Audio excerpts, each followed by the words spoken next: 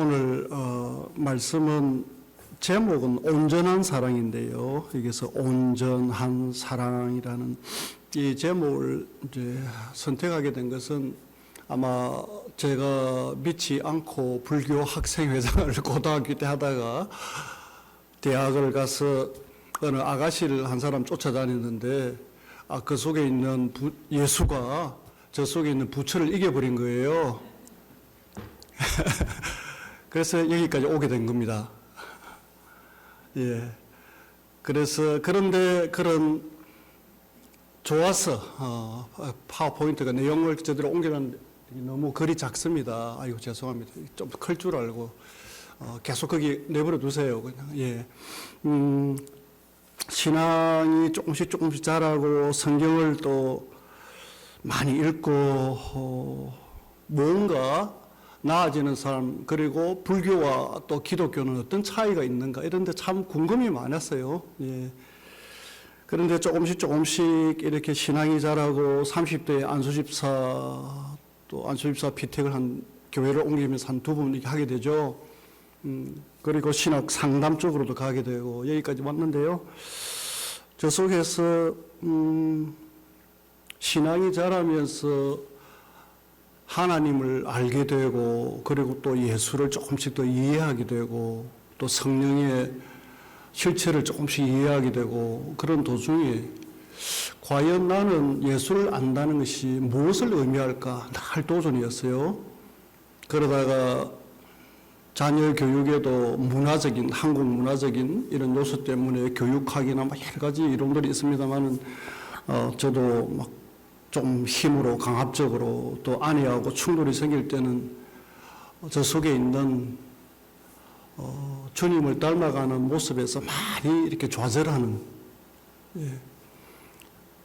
그래서 지금은 조금 온전한 사랑이라는 단어를 쓸 수가 있는데요. 예. 그래서 저의 모습을 참 많이 보고 그런 관점에서 오늘 이제 설교 제목을 이렇게 선택하게 된 것입니다. 두려움이라는 것이 있는데 이 두려움을 극복하는 것이 예수를 닮아가는, 예수가 또 주님께서 하나님은 사랑의 존재 그 자체이니까 저희도 사랑 자체가 저희 존재와 일치가 될 수 있다는 이런 인식을 하기 시작을 하게 되고요. 그리고 저 속에 있는 많은 분노, 좌절 이런 것들은 불안에서 시작이 되었던 거예요. 불안이 두려움으로 가면서 우울증으로 간다든지, 현대용어로는 또 공포로 간다든지, 또 공격적인 언어로 나간다든지. 그러면서 사실 제목은 오늘 제목이 조금 처음에 제목을 조금 모색적인 사랑 무례치 않고라고 제목을 설정하려다가 그래서 온전한 사랑으로 이렇게 제목이 바뀐 겁니다. 아이잭 집사님, 그 다음 파워포인트를 잠시 쇼츠가 있는데요. 예, 조금 크게 될까요? 소리가요.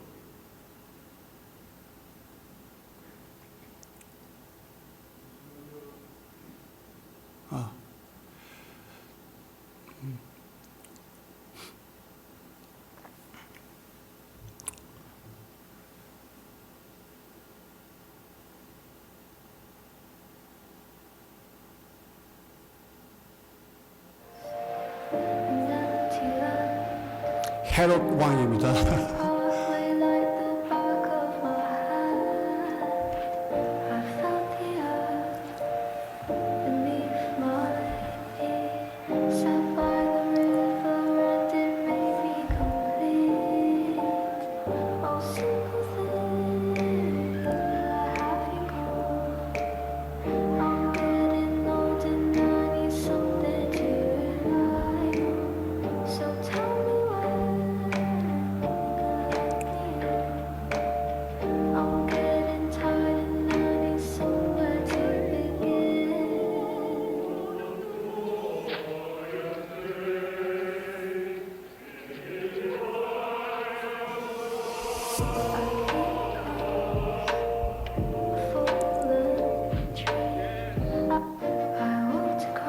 됐습니다. 예.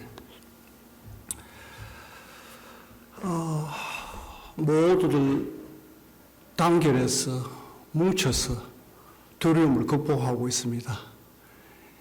예수라는 존재의 사랑에 힘이 연결이 돼서 연합이 돼서 이러한 모형은 저희 교회가 힘이 될 때 더 뭉칠 수 있는 그런 한 은혜를 한번 이렇게 생각해 볼 수 있기를 기원합니다. 사실 저기 이야기 그 코바데스에 나오는 배경에 이제 칠론, 이제 한국 번역에는 킬로라고 이름이 자주 나오던데요. 한 인물이 있었습니다. 칠론. 예. 이 친구는 그리스 철학에 조금 관심이 있어서 상당히 자기가 조금 유명해지기를 바라고 그러다가 이제 어떻게 이렇게 연결이 되면서 그게 주인공이 사랑하는 어느 여인을 찾아주기 위해서 이제 기독교인으로 가장하는 그래가지고 침투하는. 그런데 나중에 이 친구는 가난이 두렵고 또 사람의 눈이 두렵고 권력에 밑보일까 두려웠습니다. 그 두려움 때문에 그는 기독교인들을 거짓 고발했습니다. 사실 헤로드 왕이 로마에 불을 지르는 행위를 하지 않습니까? 그런데 본인이 저지른 행동인데 나중에 기독교인들이 그렇다고 하고 뒤집어 씌우거든요. 그런데 거기에 이 칠론이라는 친구가 이제 거기서 그렇게 했다고 자기가 기독교인들 같이 있어서 그걸 목격했다고 이제 거짓 증언을 하는 거예요. 또 기독교인들 황제를 저주하는 비밀 모임을 한다고. 그 거짓말로 많은 기독교인이 잡혀가고 그 중에 의사 글라우코스와 그의 가족도 있었는데 이 칠론이 그 가족을 또 고발을 해가지고 가족이 몰살을 당해버리는 거예요.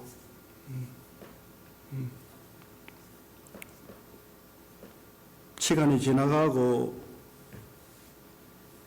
칠론은 헤로드 황제 가신들과 가까이 어울리면서 조금 출세를 하는 것 같지만 나중에 원형 경기장에서 십자가에 매달린 의사 글라코스를 이렇게 만나게 됩니다. 자기가 지은 죄 때문에 벌벌 떨겠죠. 우리가 추워서 지금 벌벌 떠는 거하고 다른 차원의 때문입니다.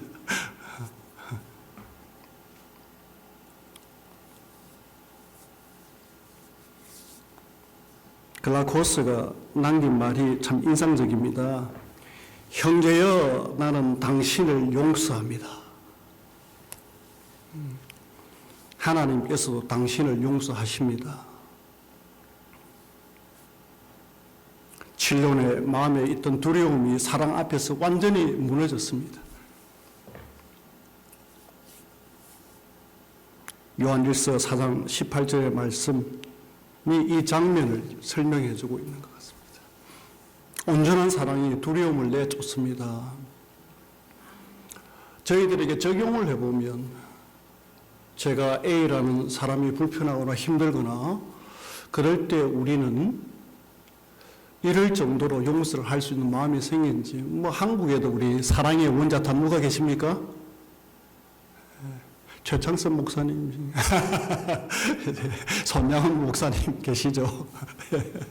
예.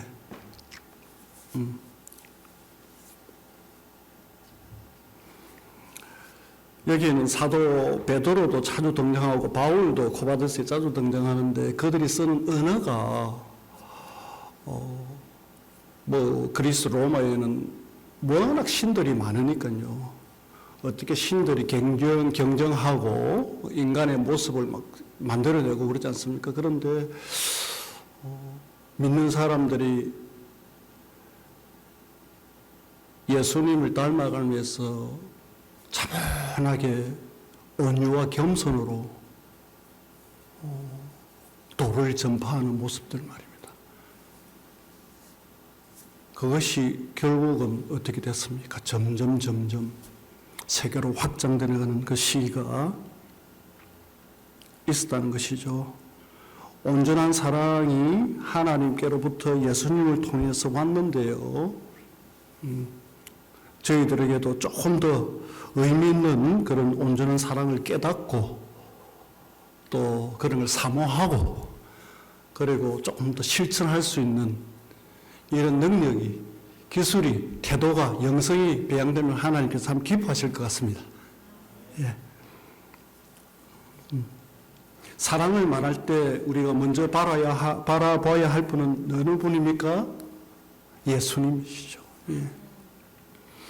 근데 과연 안 믿는 사람들이 예수님 사랑 이렇게 매치를 시킨다는 게 쉽지는 않을 것 같아요. 저도 꽤나 많은 시간이 흘렸으니까요. 예.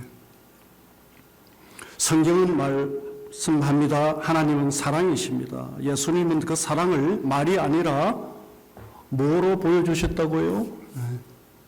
행동으로. 예수님은 상한 마음을 가진 사람을 무시하지 않으셨고 병든 자에게 가까이 가셨고 죄인들에게 손을 내미시고 약한 자에게 함부로 말하지 않았습니다. 예수님의 사랑은 언제나 상대의 존엄을 디그니티라고 그럽니까? 지키는 방식으로 나타났습니다. 예수님의 사랑은 갑질이 아니었습니다.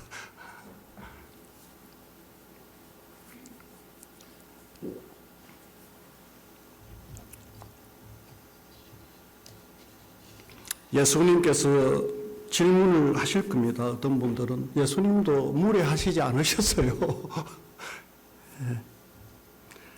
그런데 무례함과 하나님께서 주는 사랑으로 인한 단호함하고는 다르다는 것이죠.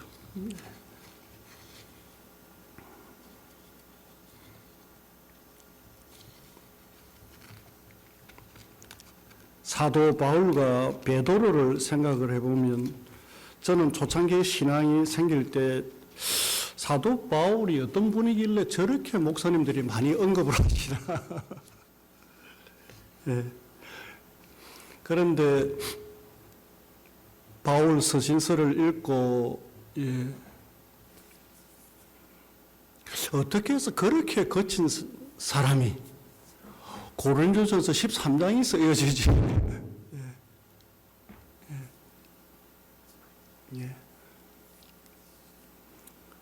그리고 뒤쪽으로 갈라디아서나 여러 말씀들이 영성으로 이렇게 전해지는데 굉장히 영적으로 사람들을 타치하는 그 공감적 파워가 말입니다. 저에게는 엄청났던 것 같아요.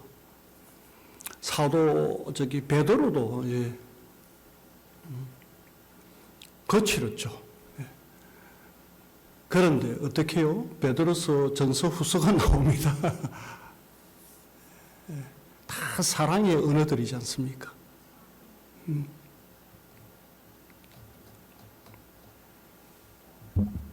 그래서 메시지가 전달된 때 실천하면서 온유와 겸손으로, 그래서 고바데스에 거기에 나오는 내용들 보면 사도 바울이나 베드로의 그 언어가 굉장히 잠잠하면서 변화를 주는 이런 표현들이 많이 나오는 거예요. 예. 성경이 말하는 무례함, 이제 고린도전서 13장 5절에 언급이 되는데요. 여기서 무례함이라는 것은 상대방의 인격을 깎아내리고 지기 싫어서 떼어들고 마음을 무시하고 감정적으로 상처를 주는 행동, 그리고 뒤에서 심지어는 중상, 비방, 그리고 좀 안타깝지만 제가 상담에서 듣는 이야기들이 우리 엄마 아빠는 집에 와서 남들 이야기를 많이 해.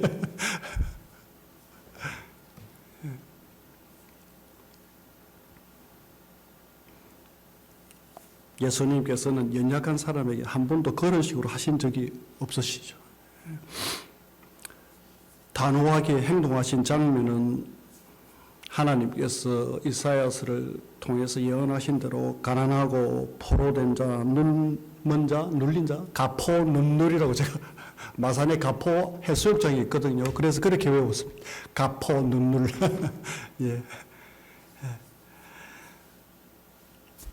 이런 분들을 위해서 단호하셨는데요.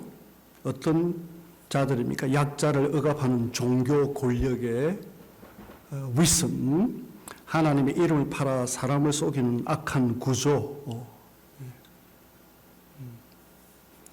아마 예수님께서 계시면 지금도 일어나는 여러 가지 그런 신앙적으로 우리가 본받기 싫은 그런 구조들 보고 참 안타까워하시고 단호하실 것 같다는 생각을 해보게 되는 것 같습니다. 그렇다면 우리도 그렇게 단호할 수 있지 않냐고요? 여기서 우리가 인정해야 되는 한계가 있습니다. 우리는 예수님이 아니라는 거죠. 우리는 신이 아니라는 것이죠. 거기서 확률적으로 그러면 왜 사랑이 필요합니까? 예수님을 닮아가기 위해서 결국은 사랑하기 때문에 닮아간다는 거죠. 모델링이라고 합니까? 모방이라고 합니까? 조금 더 복음적으로 가기 위해서 주변 사람들에게 인내하고 그리고 감동이 최대한 전달될 수 있는 방법이 온유와 겸손으로 온전한 사랑으로 가는 메시지가 저에게는 성경을 통해서 계속 거룩한 사랑으로 나타났습니다. 주님께서는 사람에게는 온유하시고 악에게는 단호하셨다. 예수님의 온유함은 하심은 관계를 살리는 사랑이다. 아멘. 예수님의 단호하심은 약자를 지키는 사랑이다. 둘 다 사랑입니다. 그래서 우리가 이야기하는 무례함하고는 아주 차이가 있습니다. 그러면 이번에는 예수님을 닮는다고 하는데 제가 무척 고민하고 힘들었던 부분입니다. 사랑은 무례치 않고.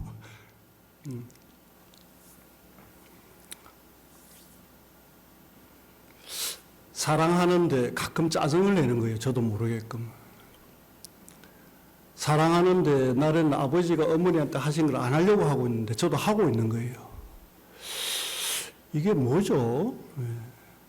그리고 학교에서는 그 당시에는 저기는 뭐 교회를 안 나갔을 때니까 인권 존중 또 뭐 사회 정의 뭐 이런 개념들이 많이 있잖아요. 그런데 집에 와서는 저도 모르게끔 제가 사과를 해야 하는데도 이리 와서 앉아봐라가 안 되고요. 이리 와봐라 앉아봐라 고함을 지르고 있는데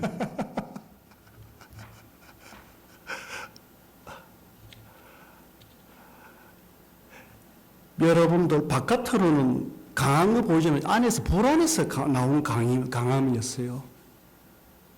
이 안에서 용기 있게끔 조금 더 성경을 많이 읽고 지금처럼 바뀌었더라면 이리 와서 좀 이야기를 하자고. 그게 안 되고요. 어떻게 해야 될지를 모르니까 이 마귀의 조종에 휩쓸려 가지고 그리고 집에서도 어머님 아버님으로부터 어떻게 화해하고 본 적이 없지 않습니까? 머릿속에는 사랑해야 되는 걸 아는데 기술도 나오지도 않고요. 예.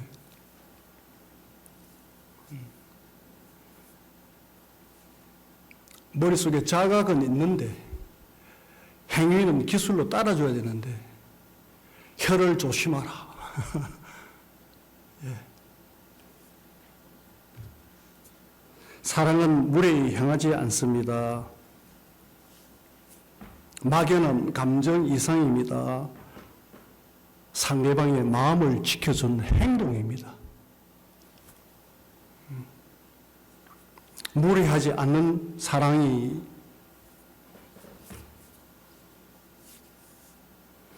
어떻게 나타날까요? 뭐 예로 간단하게 우리가 자주 경험하는 것들인 행동들인데요. 상대방의 말을 끊지 않는다는 거죠. 거기는 경청이 이제 들어간다는 거죠. 상대방의 감정을 가볍게 여기지 않는다. 약점을 드러내거나 조롱하지 않는다. 상대의 시간과 상황을 배려한다. 화가 나도 감정 조절을 잘한다. 지금은 행동과학 쪽에서도 많이 그런 단어를 씁니다. 롤링이라는 단어를 쓰는데요. 용납하라는 이야기입니다. A라는 분이 저한테 무리하게 했을 때, 그런데 옛날 같으면 좀 신앙이 약하고 믿음이 없을 때는 그냥 뭐라고 그랬으라고 대어들지 않습니까? 그러니까 맛을 보여준다.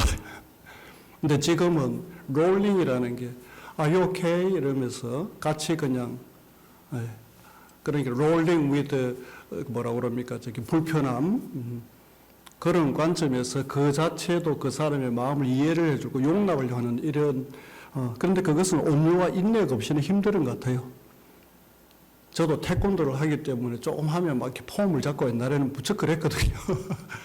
근데 신앙이 들어가면서 거친 것이 점점 사라지는 것 같아요.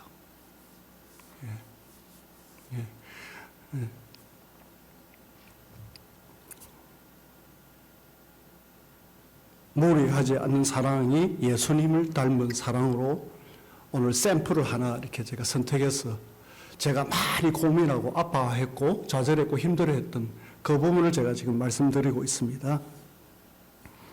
그렇다면 이제 무리하지 않기 위해서는 어떻게 행동할 수 있을까? 저는 자주 예수님의 마태복음 5장에서 가르치는 말씀 팔복이라고 이야기하는데요.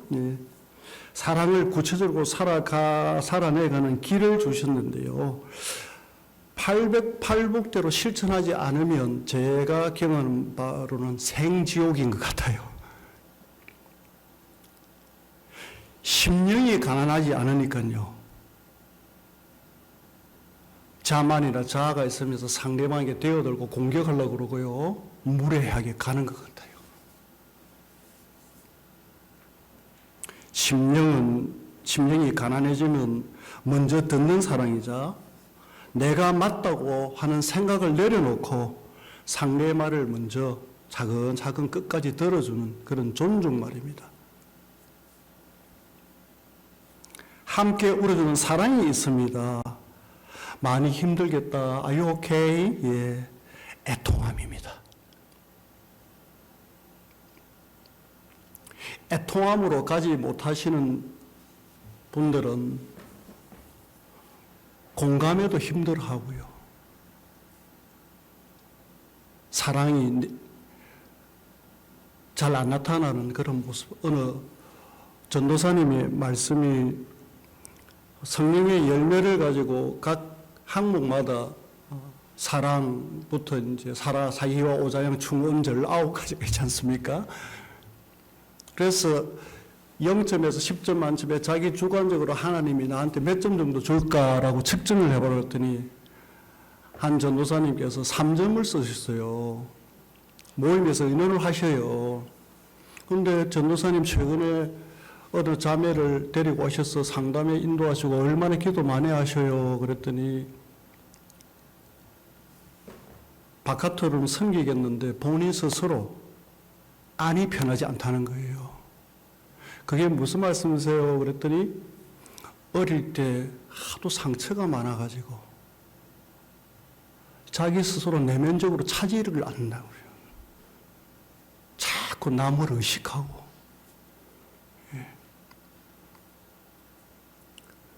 그래서 우리 이 전도사님 같은 경우는 주변에서 애통함으로 함께 가는 분이 많이 없지 않았나 이런 생각을 해보게 되는 것 같아요.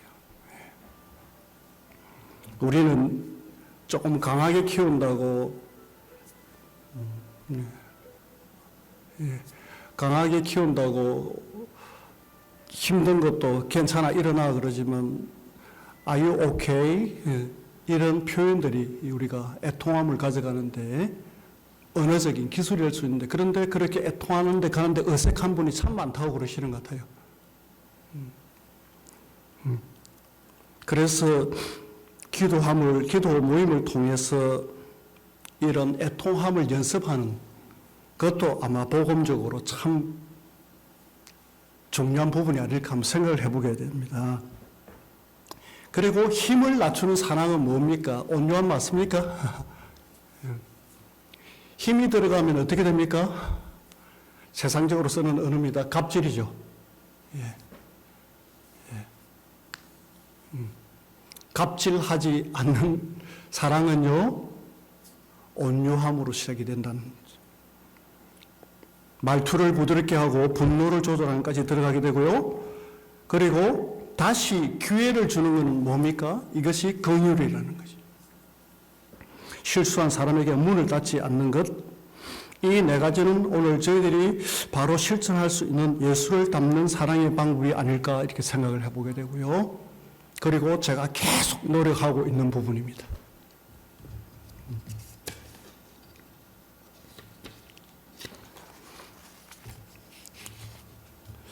안타깝게도 저는 영어권에서 이제 교육 전도사를 그리고 EM을 한 8년을 이렇게 섬겼지 않습니까? 그런데 아이들이 대학을 가게 되면 교회를 안 나오는 경우가 꽤나 많아요.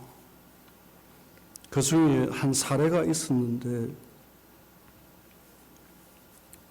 29세 된 여기서 태어난 청년이죠. 영어권이죠. 7학년 때 교회를 떠났다고 그래요. 그리고 이 친구가 이게 고등학교도 뉴욕시에서 괜찮은, 그리고 대학도, 그런데 분노가 많아가지고 이제 해병대로 들어가게 되는데요. 해병대 들어가서 거기서도 분노가 많아가지고 명예 제대를 못하고 6개월 만에 이제 퇴출되는. 그리고 이제 전문 대학을 다시 시작을 합니다. 그런데 우울증이 생기고 그러면서 불안증도 그렇게 사람들하고 어울리지를 못하고요. 가는 데마다 계속 불편하다는 거예요. 어머니는 은퇴를 앞둔 권사님이시고 70이 넘으셨는데, 근데 엄마하고 아드님하고 얼마나 충돌이 심한지 집에서, 예를 들면 아이가 운전을 해서 엄마를 픽업을 해 오다가 차 안에서 싸워서 엄마는 어느 시점에서 내려서 걸어오게 되고 아이는 차를 가지고 올 정도로, 지금부터 이제 제가 보여주는 단막극이 나옵니다. 어머니가 저하고 같이 이제 시간을 가지게 되는데 그분의 아들을 사랑하는 마음을 제가 보고 싶은 거예요. 그래서 어머니 아드님에게 이 자리에 아드님이 있다 그러면 어떤 이야기를 하실까요? 그랬더니, 너 있잖아, 너 친구들 다 대학 졸업하고 일자리 가지고 다 승승장구 잘 하는데 너는 아직도 이게 뭐야? 너 때문에 창피해서, 그리고 기도를 해도 하늘 문이 막혀가지고 내년에 은퇴하는데 이거 어떻게 할 거야? 이런 식으로 나가는 거예요. 3분을 다 채우셨어요. 그리고 이번에는 어머니 아드님이 되셔가지고 그 아드님이 어떻게 반응할까요? 를 좀 보내주세요. 보여주세요. 그랬더니 금방 시켜 나오세요. Leave me alone. I don't care. What are you talking about? 이 정도 영어는 가능하시죠? 대충 집에서 소통, 다이내믹이 어떻게 일어나는지를 볼 수 있는 것 같아요. 그랬더니 아이는 지하실에서 지내고 있고 엄마는 1층에. 그러고 나서 저는 이제 어머니 마음속에서 기도를 하신다고 그러니까 아드님으로부터 듣고 싶은 이야기를 한번 해보세요. 잘 방향을 못 잡으세요. 그랬더니 정신을 좀 가다듬고 기도하는 마음으로 다시 시작합니다. 어머니, 제가 많이 부족해요. 저 속에 있는 이 불안이 뭔지 사람들 앞에 이야기도 못하고, 아직도 제가 대학을 졸업하지 못했는데 인내해줘서 고맙습니다. 조금 더 잘할 수 있도록 계속 노력하고요. 그리고 어머니한테 너무 무례해서 정말로 죄송합니다. 그래서 제가 어머니께서는 권사님께서는 아드님이 어머니를 리스펙트 해주기를 원하는 거예요.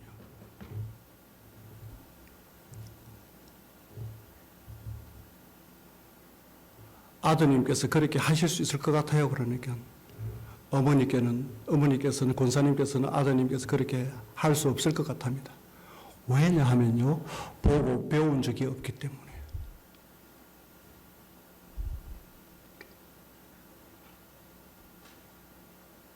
왜 교회를 안 나갔니라고 물어보니까 이 학생은 7학년 주변에서 교회 가는데 위선자들이 너무 많아서 안 갔다고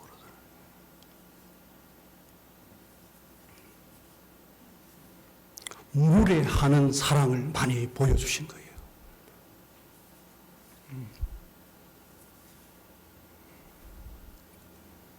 너는 어느 대학 다니니?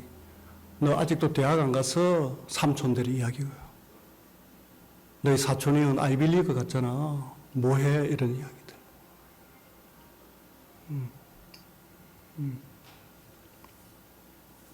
그래서 제가 어머니 그러면 한 아드님이 아직도 이렇게 온유한 모습으로 올 수가 없는데 어머니의 대화법으로는 아들하고 계속 충돌 일어나는 unspiritual, 마귀가 좋아하는 대화법인데요.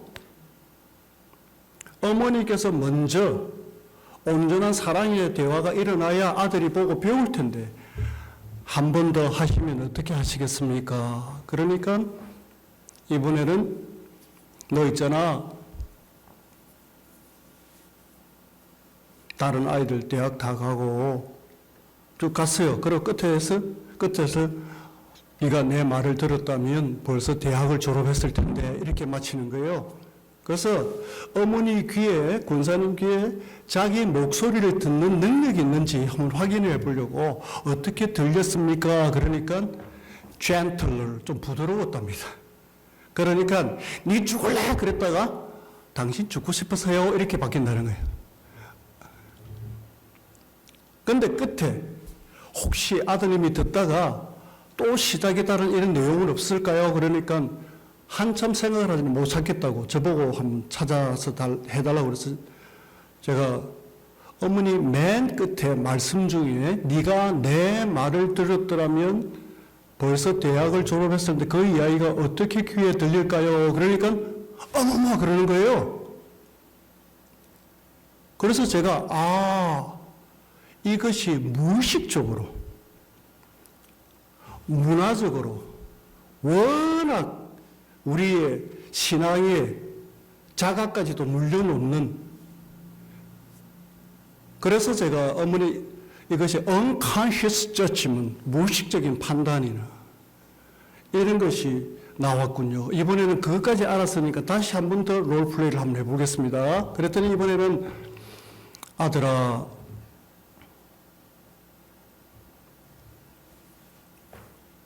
내가 내 정신이 아니었던 것 같다. 나는 너가 나를 리스펙트 해주기를 바랬는데 나는 너한테 그걸 보여준 것이 없어. 내가 세상을 살아가야 되는데 불안이 가득하다 보니까 네가 잘 되기를 바라는 마음에서 계속 감시하고 질끈하고 그렇게 무례하게 되었으니 네가 뭘 보고 배웠겠니? 그러면서 어머니께서 그때부터 눈물을 쭉쭉 흘리시는데요. 온전한 사랑에서 두려움을 인정하기 시작을 하고요. 그때부터 언어가 바뀌었습니다. 5년이 지났습니다. 아드님이 엄마를 신뢰하기 시작해가지고 같이 대화를 하기 시작했다고.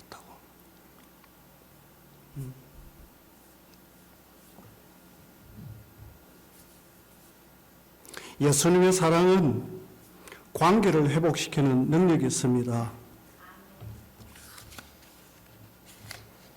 어머니의 마지막 대화는 심령이 가난한, 그리고 애통함이 있고 온유하고 그리고 긍휼을 나타내는 표현이었습니다. 아멘. 온전한 사랑은 두려움을 내쫓는다는 이야기가 아까 칠론의 이야기에서 나오고 손양은 목사님에서 나오고 그리고 저희들이 계속 지향하고 싶은 그런 영적 방향이라 믿습니다.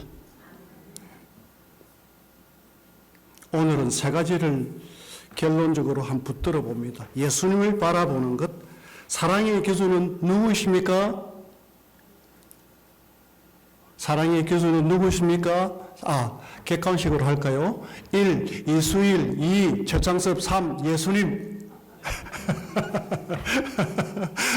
예수님이 사랑의 기준이다, 사랑의 실체이고 우리는 그렇게 모방, 닮아간다는 것입니다. 그런데 우리가 예수님을 정확하게 닮지는 않잖아요. 좋습니다. 여러분들 저나 계속 노력합니다. 그죠? 예수님을 아는 쓰시는 분은 예수님밖에 하나님밖에 없다는 걸 인정합니다. 그러나 성경을 통해서 또 역사를 통해서 우리는 그걸 모델 삼아 계속 담아가고 있습니다. 그래서 더 많은 공부가 필요하고요. 그리고 예수님의 마음을 품는 것은 어떻게 한다고요? 물에 치지 않는 것. 하나님 사랑, 예수님 왔는데 그렇다면 기적을 향하고 그걸 할 수 있습니까? 저는 잘 못합니다, 그거. 오늘 한 가지 제가 깨달은 것, 강조할 수 있는 것은 저는 옛날보다는 좀 덜 무리한 것 같아요. 예수님처럼 행동하는 것이 세 번째고요. 팔복의 길을 한 걸음씩 실천합니다. 그래서 예수님의 온전한 사랑이 마음속에 두려움을 몰아내기를 기원해 봅니다. 가정의 두려움, 관계의 두려움, 미래의 모든 두려움은 누구 앞에서 물러갑니까? 예수님 앞에서 물러갑니다. 우리 비디오 잠시 이거는 세상 철학자가 한 이야기인데요. 유익할 것 같아서. 그런데 이것이 절대적인 진리가 아니라는 걸 인정하시고요. 조금 봐주시면 좋을 것 같습니다.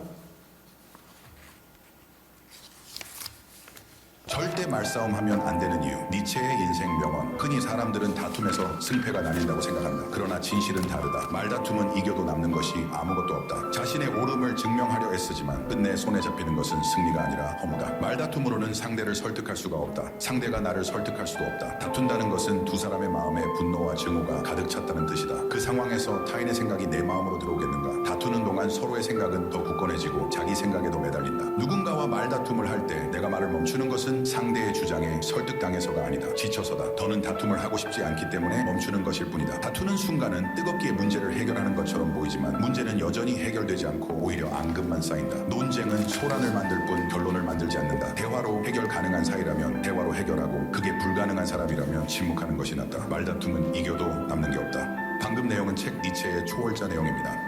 절대 말싸움하면 됐습니다. 이제 집사님. 세상 철학도 사랑을 이야기합니다. 예수님의 사랑은 그보다 훨씬 더 깊다는 것을 보여주죠. 니체도 사람을 있는 그대로 받아들이라고 이야기하고 있습니다. 그러나 예수님의 사랑은 사람을 있는 그대로만 받아들이는 사랑이 아니라 사람을 새롭게 하시는 사랑입니다. 오늘 저나 여러분들 세상은 사랑을 말하지만 예수님은 사랑을 보여주셨는데요. 저희들이 조금만 덜 무례하면서 예수님의 사랑을 한번 실천해 보시면 어떨까요? 기도하겠습니다. 혹시 오늘 마음속 깊은 곳에 두려움이 있으신가요? 예수님께로 오십시오. 예수님의 사랑은 우리의 두려움을 이기고 우리를 새롭게 하시는 능력입니다. 두려워하지 말라 나다. 온전한 사랑이 두려움을 내쫓습니다. 오늘 예수님을 더 깊이 바라보고 예수님의 사랑을 받아들이고 예수님을 닮아가기를 기원합니다. 예수님의 이름으로 기도드렸습니다. 아멘.